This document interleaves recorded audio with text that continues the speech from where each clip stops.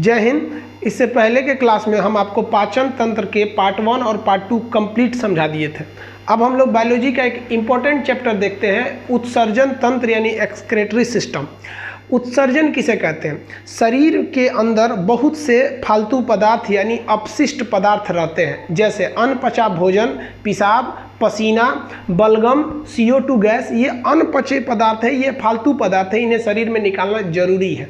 तो जो अंग इसे निकालते हैं उस अंग को हम उत्सर्जी अंग कहते हैं, और इस निकालने की क्रिया को हम उत्सर्जन कहते हैं। तो शरीर से फालतू चीज़ को निकाल देना क्या कहलाता है? उत्सर्जन। जैसे क्लास में मान लीजिए कोई बहुत बदमाशी कर रहा है इधर उधर, तो हम क्या कहते हैं? खड़ा हो, चल भाग यहाँ से, भगा देते हैं उसको। तो ये कौन सी क्रिया होगी? उत्सर्जन की क्रिया होगी। उत्सर्जन कराया कौन? हम। तो हम हो गए उत्सर्जी अंग, और उसको भगाने की क्रिया हो गई उत्सर्जी क्रिया। और वो जो भाग के गया है क्लास के, वो क्या हो गया? उत्सर्जी पदार्थ। कौन सा पदार्थ? उत्सर्जी पदार्थ। उत्सर्जी पदार्थ जो होते हैं इंग्लिश में हम लोग बाई प्रोडक्ट के नाम से भी जानते हैं। समझ में आ गया? देखिए, तो उत्सर्जी अंगों के बारे में हम लोग पढ़ते हैं। मुख्य रूप से 5 उत्सर्जी अंग होते हैं। 5 उत्सर्जी अंग कौन कौन से होते हैं समझिए। पहला हो गया त्वचा। अब हम आपको यहाँ त्वचा डिटेल से नहीं पढ़ाएंगे, क्योंकि हम आपको सेंस ऑर्गन चैप्टर में त्वचा पढ़ा दिए हैं। आप अगर वीडियो नहीं देखे हैं तो पहले उसको वीडियो को देख लीजिएगा, अगर आपको त्वचा पढ़ना है तब।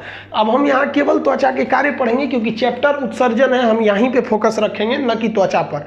त्वचा का इपीडर्मिस, डर्मिस, काम क्या होता है, ये सब नहीं बताएंगे।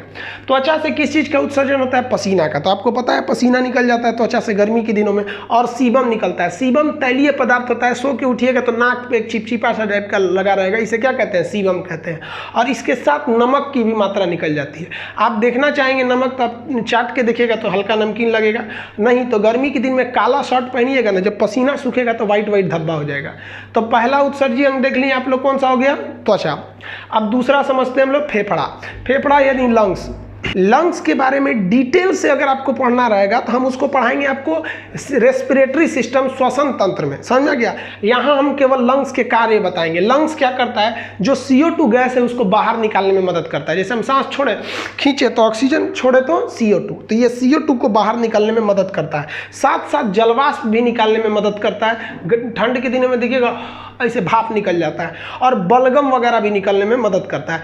आपको जब सर्दी हो जाती है, नेटा छिड़कते हैं, तो आप देखिएगा एक नाक बंद करके प्रेशर मारते हैं। कभी ध्यान दिए वो प्रेशर आया कहाँ से? ऐसे जब प्रेशर मार रहे हैं, वो प्रेशर आया कहाँ से? फेफड़ा से। कभी कभी खेखार फंस जाता है तो आदमी कहाँ से प्रेशर मारता है? फेफड़ा से। ऐसे बकोट बकोट को एक कटोरा फेंकता है वो। तो वो जो बलगम निकल रहा है वो आपको लग रहा है कि मुंह से निकल रहा है, लेकिन नाक से निकल रहा है। उसको प्रेशर मार कौन रहा था? फेफड़ा। देखते ना खखोर खखोर के। गांव में बूढ़ा आदमी सबको देखेगा ना, ठंडी में बोरसी लेके आग तापेगा, खखोर के उसी में खौरकुई में थूक के बंद कर देता है। तो बूढ़ा आदमी को देखिएगा वो क्या करता है? उत्सर्जन। तो ये भी हो गया, एक फेफड़ा भी उत्सर्जी अंग हो गया।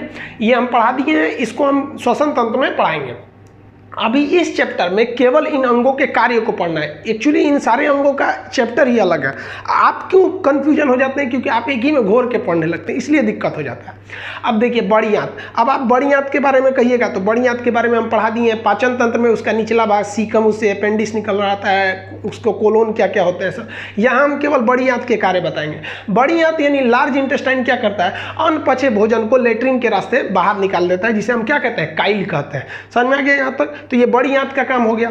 अब उसी हिसाब से पहला हम लोग क्या देख लिए? त्वचा देख लिए, दूसरा फेफड़ा देख लिए, अब उसके नीचे पड़े तो आंत देख लिए। अब इस साइड लीवर। लीवर भी हम अलग चैप्टर में पढ़ाएंगे, ग्रंथि नाम के चैप्टर में। यहाँ लीवर के हम काम समझते हैं। बहुत ही इंपॉर्टेंट काम है लीवर का, समझिएगा ध्यान से। हमारे शरीर में बहुत ही खतरनाक पदार्थ बनता है जिसका नाम है अमोनिया। ये बहुत खतरनाक पदार्थ है। लीवर इस खतरनाक पदार्थ अमोनिया को कम खतरनाक पदार्थ यूरिया में बदल देता है। ध्यान से समझिएगा, हमारे शरीर में बनता क्या है? अमोनिया। वो बहुत खतरनाक है, और उसको किस में बदल देता है? यूरिया में। और यह यूरिया 2 से 3 घंटे के बाद फिर अमोनिया बदल जाता है। तो ध्यान से समझिए इसको। लीवर क्या किया? अमोनिया को यूरिया में बदल दिया, और बदल के किसको दे देता है? किडनी को। और यह किडनी उस यूरिया को पेशाब के द्वारा उत्सर्जित कर देता है, जल्दी निकाल देता है। समझ में आ गया आपको? तो जो हम पेशाब करते हैं वो पेशाब निर्माण कौन करता है? 5वां उत्सर्जी अंग वृक्क यानी किडनी। इसमें सबसे महत्वपूर्ण किडनी है। हम किडनी पर चर्चा अलग से करेंगे अभी थोड़ी देर में। तो अभी समझिए ध्यान से, शरीर में क्या बना? अमोनिया। लीवर यानी यकृत अमोनिया को क्या कर दिया, यूरिया में बदल दिया। यूरिया कम खतरनाक होता है और ये यूरिया को वृक्क जानता है, बाप रे बाप यूरिया है, जल्दी से इसको निकालो शरीर से, जल्दी निकालो, वरना ये 2-3 घंटा में फिर यूरिया से क्या बन जाएगा, अमोनिया। इसलिए पेशाब को तुरंत निकाल देता है, समझ में आ गया। इसलिए आप देखिएगा कहीं अगर पेशाब कोई करता है तो ताज़ा पेशाब रहेगा तो नहीं महकेगा, लेकिन वही पेशाब 2-3 घंटा हो जाएगा तो वापस जो यूरिया है वो अमोनिया में बदल जाता है, फिर बदबू करने लगता है। अब देखिएगा रेलवे लाइन के किनारे कोई सरकारी दीवार वगैरह रहेगी, सब उसी पे पेशाब करने लगता है। अब 2-3 साल पेशाब कर करके और उसको मार यूरिया, पेशाब में तो यूरिया रहता है, 2 घंटा बाद वो क्या बन जाता है, अमोनिया। 2 साल पेशाब करेगा तो वहाँ अमोनिया गिरते गिरते इतना गंद मारेगा। अब सोचिए अमोनिया इतना खतरनाक होता है कि दीवार गिरा देता है सब। आप देखिएगा जिस दीवार पर पेशाब करना चालू किया से गिरा देगा सब कन्फर्म दीवार को उसको। तो ये हम लोग इसमें पढ़ेंगे किडनी में। किडनी सबसे मुख्य उत्सर्जी अंग है। उत्सर्जी अंग की संख्या कितनी हो गई, 5 हो गई। समझ में आ गया आपको। त्वचा समझ गए। फेफड़ा का काम, बड़ी आंत, यकृत क्या करता है, अमोनिया को यूरिया में, किडनी क्या करता है, यूरिया को पेशाब के रास्ते निकाल देता है। कहेगा सबसे मुख्य उत्सर्जी अंग कौन है, तो किडनी है, यानी वृक्क। किडनी को हम लोग गुर्दा भी कहते हैं। इसका आप एक स्क्रीनशॉट लीजिए, फिर किडनी के बारे में डिटेल से बताते हैं आपको, क्योंकि मेन आपको पढ़ना अभी किडनी ही है। उत्सर्जन तंत्र के अंतर्गत जो आने वाले 5 प्रकार के उत्सर्जी अंग होते हैं, उसमें सबसे महत्वपूर्ण उत्सर्जी अंग जो होता है वो किडनी होता है। तो हम लोग इस चैप्टर में बेसिकली फोकस करेंगे किडनी के ऊपर। देखिए किडनी की संख्या 2 होती है। इनका आकार सेम के बीज के समान होता है। आप सेम खाए होंगे, उसके आकार के समान होता है। किडनी का ऊपर एक छोटी सी ग्रंथि यानी थैली लगी रहती है, जिसे अधिवृक्क या एड्रिनल ग्लैंड कहते हैं। ये ग्रंथि नाम के चैप्टर में पढ़ना है। किडनी की संख्या कितनी होती है, 2। दाहिना किडनी लीवर के दबाव के कारण थोड़ा सा नीचे आ जाता है, और ये बायां किडनी हो गया। ठीक है, तो ये हो गया किडनी। किडनी को हिंदी में क्या कहते हैं, वृक्क या गुर्दा। किडनी से जो नसें निकलती हैं उसे हम मूत्र वाहिनी कहते हैं। ये इसे हम लोग यूरेटर के नाम से भी जानते हैं। ऐसा नहीं ना है कि किडनी ऐसे यूरिन बना रहा है और निकलते रह रहा है, वो कहीं ना कहीं जाके स्टोर रहता है। तो वो स्टोर जो रहता है वो ब्लैडर में रहता है, मूत्राशय में रहता है, इसी में स्टोर रहता है। ये लगभग आधा लीटर स्टोर कर सकता है। और उसके बाद जो मूत्र मार्ग होता है जहाँ से पेशाब बाहर निकलता है उसे यूरेथ्रा कहा जाता है। तो ये हो गया किडनी। किडनी से जो नस निकलती है उसे क्या कहते हैं, यूरेटर। जमा रहता है ब्लैडर, और जहाँ से निकल जाता है उसे क्या कहते हैं, यूरेथ्रा। तो ये बाहर से किडनी का इमेज हो गया। अब हम किडनी को इंटरनल इमेज के हिसाब से समझते हैं। देखिए किडनी का जो बाहरी परत होता है, जिसको हम रेड कलर से कर दिए, उसे हम कार्टेक्स कहते हैं, ध्यान से समझिएगा। और किडनी का ये जो अंदर वाला परत है, किडनी के आंतरिक भाग को हम मेडुला कहते हैं। इसको याद रखिएगा, बाहरी भाग कार्टेक्स, अंदर का भाग मेडुला। अब याद करने का तरीका कैसे, म से मेडुला, म से मिडिल, तो मिडिल यानी अंदर का भाग क्या हो गया, मेडुला।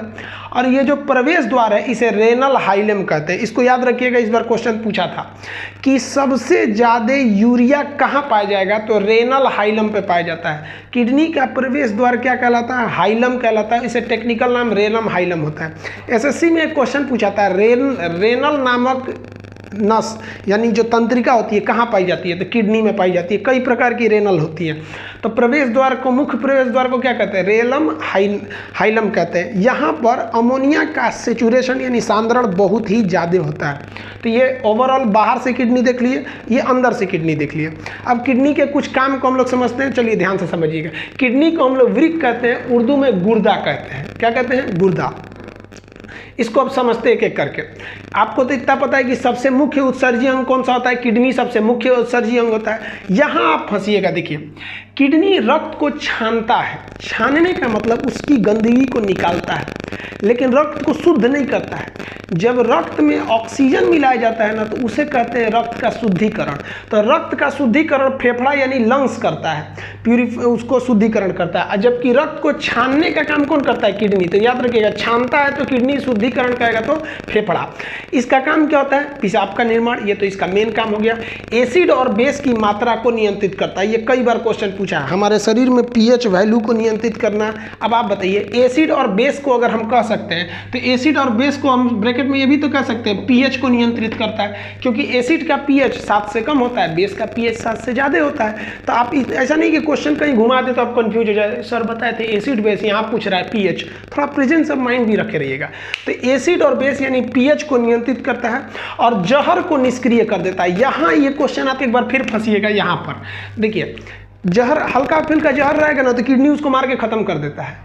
क्वेश्चन पूछता है किसी व्यक्ति को भोजन में जहर देके यदि मार दिया गया है तो किस अंग द्वारा पता चलेगा। लड़का तुरंत मार देता है किडनी। अरे भाई किडनी से कहाँ पता चलेगा, किडनियाँ तो उसको निष्क्रिय कर देता है, जबकि जहर किडनी से पहले लीवर में पहुँच जाता है, लीवर खराब हो जाता है। तो किसी व्यक्ति को जहर देकर मारे हैं तो इसका पता कैसे चलेगा, उसके लीवर को जाँच करके, न कि किडनी जाँच करके। याद रखिएगा, समझ में आ गया कि नहीं।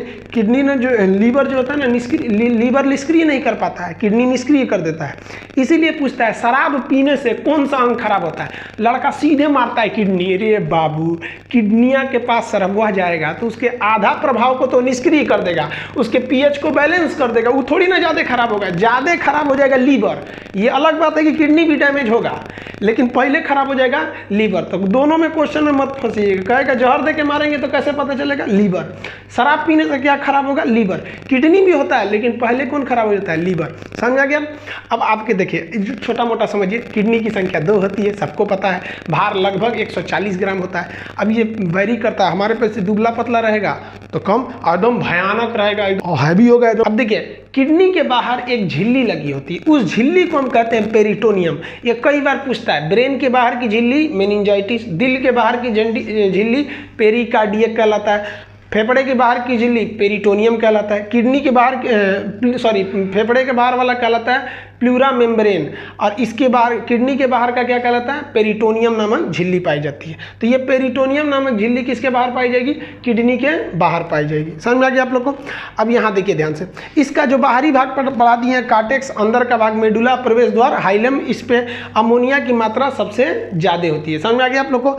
अब किडनी की इकाई यानी यूनिट किसे कहते हैं, तो नेफ्रॉन को, न्यूरॉन को नहीं, न्यूरॉन तो ब्रेन की इकाई है, नेफ्रॉन कहते हैं। शरीर में कितनी नेफ्रॉन होते हैं, किडनी में लगभग 8 लाख नेफ्रॉन होते हैं, बहुत ज़्यादा नेफ्रॉन पाए जाते हैं। अब बात ये आता है इकाई किसे कहते हैं, यूनिट किसे कहते हैं। यूनिट का मतलब होता है आखिर वो चीज़ बना किस चीज़ से है, मेन उसका चीज़ क्या है। मेन चीज़ को हम क्या कहते हैं, यूनिट कहते हैं। जैसे दीवार को देखिएगा तो इसमें सीमेंट भी है, बालू भी है, पेंट भी है, लेकिन मेन क्या है, ईंटा। ईंटा, दीवार का यूनिट क्या हो जाएगा, ईंटा। अगर आप लड्डू को देखिएगा तो उसमें चीनी भी है, डालडा भी है, बेसन भी है, लेकिन सबसे पहले बुनिया, छोटा छोटा साइज का बूंदिया छानिए, उसको मोड़िएगा तो क्या बन जाएगा, लड्डू। तो लड्डू का यूनिट बुनिया, दीवार का यूनिट ईंट। उसी तरह किडनी किसका बना है, मुख्य अंग कौन सा है, नेफ्रॉन। कितने नेफ्रॉन होते हैं, 8 लाख नेफ्रॉन होते हैं। समझ में आ गया आप लोग को। अब हम समझते हैं नेफ्रॉन के बारे में डिटेल से, नेफ्रॉन क्या होता है। जब तक आप इसका एक स्क्रीनशॉट ले लीजिए। देखिए किडनी की जो इकाई होती है वो होती है नेफ्रॉन, और इसी कारण किडनी के अध्ययन करने वाले डॉक्टर को नेफ्रोलॉजिस्ट और इसका अध्ययन नेफ्रोलॉजी कहलाता है।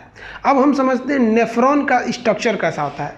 तो इसकी तो संख्या 8 लाख होती है। अब सोचिए इतने बड़े किडनी में अगर 8 लाख नेफ्रॉन है तो बताइए उस कितने छोटे होंगे। तो इसको जब जूम करके देखा गया तब पाया गया कि इसकी संरचना कुछ इस तरह से है। इसका जो शुरुआती भाग जो होता है ना, गुच्छा समान होता है, जिसे हम लोग ग्लोमेरुलस कहते हैं। ये गुच्छा समान हो गया ग्लोमेरुलस। अब उसके आगे जो होता है ना ये गोल संरचना, इसे हम बोमेन कैप्सूल या बोमेन संपुट कहते हैं। याद रखिएगा, ये क्वेश्चन पूछा हुआ है। बोमेन संपुट कहाँ पाया जाता है, नेफ्रॉन पे। और ये पूरा का पूरा भाग क्या है, नेफ्रॉन। नेफ्रॉन यहाँ से लेकर पूरा यहाँ तक है, ठीक है। अब एक एक को हम लोग समझते हैं कैसे कैसे क्या काम होता है। सबसे पहला ग्लोमेरुलस का काम समझते हैं। ग्लोमेरुलस अल्ट्रा फिल्ट्रेशन यानी निस्पंदन करता है। निस्पंदन के द्वारा क्या करता है, जितना भी ब्लड इसमें आता है उस ब्लड में से जितने भी कण होते हैं, पार्टिकल्स, उनको रख लेता है, सबको रख लेता है, अशुद्ध ब्लड को भेज देता है। तो देखिए रक्त के कणों को छानता है और शुद्ध रक्त को वापस भेज देता है। इस ससुरा लोल है, छानते के टाइम पे ये छान देता है, अच्छको चीज हुआ, विटामिन न्यूट्रिशन सबको छान देता है। चल चल चल ब्लड में क्या कर रहा है, भागो भागो भागो, ब्लड उधर जाओ उधर जाओ, अच्छको चीज हुआ छान देता है लोल, ये ग्लोमेरुलस। तब उसके पीछे कौन है, बोमेन कैप्सूल, यानी कौन है, बोमेन। ये बोमेन कहता है गिरे बकलोलवा कहीं का, तू अच्छको चीज हुआ छान दिया। तो ये क्या कहेगा कि जो उसमें आवश्यक पदार्थ थे उनका रीएब्जॉर्प्शन कर देगा, पुनः अवशोषण कर देगा। कौन करता है, बोमेन संपुट। अब पुनः अवशोषण करके वापस भेज देता है ब्लड। अरे तू लोग अच्छा चीज़ है, जा जा जा जा। यूरिया को छान लेता है। किसको निकाल लेता है, यूरिया को। किस विधि द्वारा, डायलिसिस विधि द्वारा। तो डायलिसिस विधि द्वारा यूरिया को निकाल लेता है और वो किसको दे देता है, नेफ्रॉन को। और नेफ्रॉन उस यूरिया को पेशाब में मिलाकर बाहर कर देता है। समझ में आ गया। तो कहेगा किडनी का मुख्य काम क्या है, तो उत्सर्जन तथा पुनः अवशोषण, रीएब्जॉर्प्शन याद रखिएगा, ये क्वेश्चन पूछा हुआ है, किसी को कोई दिक्कत नहीं। तो बताइए रक्त को छानने का मेन काम कौन किया? ग्लोमेरुलस, इसे पूरा अच्छा खराब सबको छान लिया। अब पुनः अवशोषण कौन काम किया? बोमेन, अच्छा को रख लिया, अरे रे तुम इधर आ, खरपका को भेज देता है, भाग यूरिया, इधर क्या कर रहा है, भाग किडनी में भाग, और उधर भेज देता है यूरिया को, और यूरिया पेशाब के रास्ते शरीर से बाहर चला जाता है। समझ में आ गया? इसका आप एक स्क्रीनशॉट लीजिए, तब हम आगे समझते हैं। पूछेगा डायलिसिस कहाँ होता है? किडनी में। अब आप देखिए किसी की किडनी खराब हो जाती है तो उसका डायलिसिस कराना पड़ता है, समझ ना? इसका स्क्रीनशॉट लीजिए, फिर आगे हम समझते हैं इसके बारे में। आप डायलिसिस प्रोसेस तक देख लिए कि पेशाब कैसे बनता है। जिसका किडनी काम नहीं करता है उसे डायलिसिस नाम की मशीन पे चढ़ा दिया जाता है, उसके रक्त को बाहर निकाल के वही क्रिया मशीन द्वारा कराई जाती है। अब थोड़ा हम समझते हैं पेशाब के मुख्य घटक। पेशाब से 2 क्वेश्चन पूछता है। पेशाब यानी यूरिन का मुख्य घटक जो होता है 95% उसमें जल पाया जाता है, 2% यूरिया पाया जाता है। ये क्वेश्चन हमेशा पूछता है, 2% यूरिया, और बाकी बचे 3% में अन्य पदार्थ, कुछ प्रोटीन वगैरह भी रहते हैं जो अपशिष्ट रूप से निकल जाते हैं। समझ में आएगा? कभी कभी आप दवाई भी खा लेते होंगे, कोई कैप्सूल वगैरह, तो जितना बॉडी को लेना रहता है ले लेता है, बाकी पेशाब के रास्ते निकाल देता है। तो कभी कभी यूरिन पीला होने लगता है बुखार के समय अगर दवाई वगैरह खा लेंगे तो। अब इसका पीएच जो होता है 4.8 होता है। अब आप ही बताइए, जब 4.8 इसका पीएच है तो इसका स्वभाव क्षारीय होगा कि अम्लीय है? जेन्युइन है कि एसिडिक होगा? तो ये कैसा होता है? अम्लीय होता है। अब इसका जो रंग कभी कभी पीला हो जाता है, तो यूरिन का पीला रंग यूरोक्रोम की वजह से होता है, जबकि हम पाचन में पढ़ा दिए हैं कि लैट्रिन का पीला रंग बिलिरुबिन के कारण होता है। बिलिरुबिन लीवर बनाता है। तो ये हो गया स्वभाव में अम्लीय है, इसका रंग पीला किसके कारण? यूरोक्रोम के कारण। अब पेशाब में गंध क्यों आती है? आपको बताया है कि जो पेशाब में यूरिया रहता है 2-3 घंटे बाद क्या बन जाता है? अमोनिया में। अमोनिया के कारण पेशाब में गंध आती है। ये समझ गए? अब समझते हैं किडनी की कुछ बीमारी। कौन कौन सी बीमारी? पहला तो स्टोन हो जाता है, किडनी में सुने होंगे पथरी। तो वो पथरी किसका बना होता है? कैल्शियम ऑक्जिलेट का। याद रखिएगा किडनी की पथरी कैल्शियम ऑक्जिलेट की नहीं होती है, पूछता है। दूसरा यूरेनिया एक बीमारी होती है। यूरेनिया बीमारी में क्या होती है? अमोनिया की मात्रा बढ़ जाती है। तो पेशाब में अमोनिया की मात्रा बढ़ जाती है तो बहुत गंध करने लगता है। तो ये देखे होंगे कुछ लोग, उनके पेशाब से बहुत गंध आता है, तो उसमें अमोनिया की मात्रा बढ़ जाती है, यूरेनिया नामक बीमारी होती है। दूसरा ग्वाइट यानी गठिया रोग। गठिया बीमारी क्या होती है? ध्यान से समझिएगा। हमारा जो भी जोड़ है, हड्डियों का जोड़, इस हड्डियों के जोड़ में साइनोवियल लिक्विड भरा होता है। कौन सा द्रव? साइनोवियल द्रव भरा होता है। याद रखिएगा जोड़ों में साइनोवियल द्रव। लेकिन शरीर में कभी कभी ये साइनोवियल द्रव सूखने लगता है और इसके जगह यूरिक एसिड बढ़ जाता है। कौन सा एसिड? Uric acid. तो यूरिक एसिड की मात्रा बढ़ जाती है, जिस वजह से हड्डियां ठीक से घूमती नहीं है, चोए चोए करने लगता है। तो बुढ़ापा में जब गठिया हो जाएगा ना तो यूरिक एसिड बढ़ जाएगा। और कौन सा घट जाएगा? तो साइनोवियल घट जाएगा। दोनों पूछता है, याद रखिएगा। यूरिक एसिड बढ़ जाता है, यही ज़्यादा पूछता है कि यूरिक एसिड बढ़ जाता है। तो समझिए हड्डी का वो गिरीश तेल है वही फ्रीली घूमता है। और वही उम्र जब बढ़ेगा, आप लोग का बड़े होंगे तो इसे बुढ़ापा में ऐसे चोए चोए हड्डी करेगा। बैठेंगे तो अरे बाप रे बाप, बैठ बाबू ऐसे। तो देखते हैं लाठी लेके बूढ़ा बैठते, अरे बाप, क्यों हो जाता है उन लोग को? सुतरंग में यूरिक एसिड बढ़ गया। समझ में आ गया? अब एक और समस्या, ये तो छोट मोट बीमारी है। सोच रहा दोनों किडनी सत्यानाश हो जाए तब। एक किडनी भी अगर आपका है तो आप बिंदास रहिएगा, कोई इफेक्ट नहीं पड़ेगा। याद रखिएगा, ना काम करने में ना कुछ भी करने में। एक लड़का अपने कोचिंग में पढ़ता था, उसका जॉब भी हो गया रेलवे में, उसकी एक किडनी ही नहीं थी। वो पैदा हुआ था एक के किडनी पे। हमको सब मेडिकल वगैरह भी दिखाया था, तो उसका रेलवे में जॉब में भी हो गया उसका। तो ऐसा नहीं है कि आपकी एक किडनी निकल जाएगी तो आप किसी काम लायक नहीं है। हाँ, दोनों निकल गया तब मरेंगे। तो जब किसी व्यक्ति की दोनों किडनी खराब हो जाती है तो कोई एक स्वस्थ आदमी उसे अपनी एक किडनी दे देता है कि लो भैया हमारी एक किडनी से काम चलाओ। जान पहचान का रहना चाहिए, भाई बहन, माता पिता, पत्नी पति, कोई जान दे सकता है। नहीं तो अगर किसी मृत शरीर में से निकालना है तो 48 घंटे के अंदर आपको क्या करना है? निकाल लेना है। और ऐसे निकाल रहा है तो भाई उधर उसका ऑपरेशन हुआ, इधर आपका हुआ, चढ़ा देते हैं। 48 घंटे में आपको किडनी का ट्रांसप्लांट करा देना है। तो ये किडनी की बीमारी समझ गए। अब समझते हैं कि जो हम लोग अवशिष्ट पदार्थ निकालते हैं वो किस रूप में निकालते हैं। तो देखिए सबसे मुश्किल होता है प्रोटीन को पचाना। अब प्रोटीन से हर हाल में आपको नाइट्रोजन निकलेगा। अब नाइट्रोजन के कई फॉर्म होते हैं, अमोनिया होता है, यूरिक एसिड होता है, वो भी नाइट्रोजन का ही फॉर्म है, यूरिया भी नाइट्रोजन का फॉर्म है। आपसे अक्सर क्वेश्चन पूछता है यूरिया में कितना नाइट्रोजन, तो 46%। तो उस हिसाब से हम लोग देखते हैं मुख्य उत्सर्जी पदार्थ। तो सबसे पहला पादप। पादप मतलब क्या होता है, पेड़ पौधे। पेड़ पौधा उर्दू भाषा है, हिंदी में इसे पादप कहते हैं। उसमें लाशा या गोंद के रूप में निकलता है। पेड़ पौधों में से कुल्हाड़ी मार दीजिएगा, 2 दिन बाद देखिएगा ना तो वहाँ लाशा टाइप का निकल गया रहता है। समझ में आ गया आप लोग को। तो वो उनका वो पादप, वो क्या है, उनका उत्सर्जी पदार्थ है। और दूसरा समझते हैं यूरियोटेलिक। देखिए टेलिक मतलब होता है त्याग देना, यूरियो मतलब यूरिया। वैसे जीव जो यूरिया को त्यागते हैं वो क्या कहलाते हैं, यूरियोटेलिक। आप बताइए, हम लोग के शरीर में अमोनिया न बना था, त्यागे तो हम लोग यूरिया के रूप में थे, अतः हम स्तनधारी किस में आ जाएंगे, यूरियोटेलिक में। मानव और पशु, तो स्तनधारी में देखिए, स्तनधारी जब भी वर्ड आता है तो लड़कों को लोग को लगता है कि केवल महिलाएं स्तनधारी होती हैं, पुरुष नहीं। गलत बात है बाबू। पुरुष और महिला दोनों के पास स्तन होते हैं, मेल के पास भी स्तन, फीमेल के पास भी। जब एक लड़का पैदा हो या एक लड़की पैदा हो तो उसका स्तन सेम रहते हैं, लेकिन 12 साल की उम्र में चूंकि पुरुष में, मेल में स्तन ग्रंथि नहीं पाई जाती, इसलिए उसका स्तन जस का तस रहता है, विकास नहीं हो पाता है। जबकि महिलाओं में स्तन के साथ साथ स्तन ग्रंथि भी पाई जाती है, जिस कारण महिलाओं में स्तन उभर जाते हैं। तो ये मत सोचिएगा कि पुरुष स्तनधारी नहीं है, पुरुष भी स्तनधारी होता है, महिला भी स्तनधारी होती है। हमारे पास केवल स्तन, अब महिलाओं के पास स्तन के साथ साथ स्तनधारी भी होते हैं। समझ में आ गया आप लोग को। तो जितने स्तनधारी होते हैं वो यूरिया त्यागते हैं, तो यूरियोटेलिक। समझिए। अब देखते हैं यूरिकोटेलिक, जो यूरिक एसिड निकालते हैं, वो यूरिया नहीं निकालते हैं, यूरिक एसिड निकालते हैं, उन्हें हम क्या कहते हैं, यूरिकोटेलिक। उसमें पक्षी आ जाते हैं यूरिकोटेलिक में। और कौन आते हैं, सरीसृप। सरीसृप में रेंगने वाले में आपका छिपकली, गिरगिट, सांप इत्यादि आ जाते हैं। समझ में आ गया। अब चौथा समझिए, एमोनोटोलिक। एमोनोटोलिक मतलब त्याग देना, एमोनो मतलब अमोनिया। वैसे जीव जो अमोनिया को त्यागते हैं उन्हें हम क्या कहते हैं, एमोनोटेलिक। इसमें मछली आती है और कीट आते हैं, ये अमोनिया के लिए होता है। समझ में आ गया आप लोग को।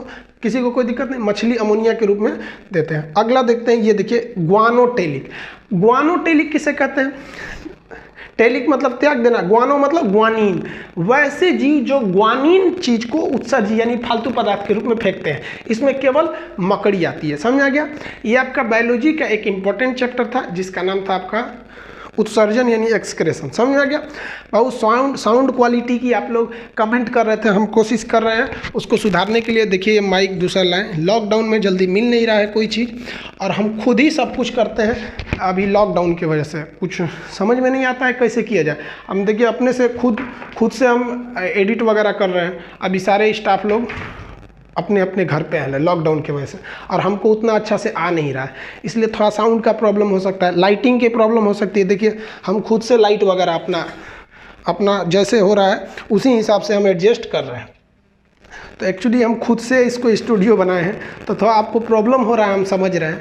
और जिन लोगों को ज़्यादा ये लिखावट में प्रॉब्लम हो रहा है, तो बहुत से लड़के यूट्यूब को भी अच्छा से नहीं चला पाते हैं, तो उनको लिए जब वीडियो आप देखा कीजिए तो आप देखिएगा वीडियो की इस कोना पे अगर टच करेंगे तो 3 पॉइंट दिखते हैं। उसको टच करेंगे ना तो इसमें एक ऑप्शन खुल जाता है, उसमें लिखा रहता है क्वालिटी। उसमें सबसे हाई क्वालिटी कर दीजिएगा तो थोड़ा क्लियर दिखने लगेगा। समझ में आ गया। इसका स्क्रीनशॉट लीजिए। जय हिंद।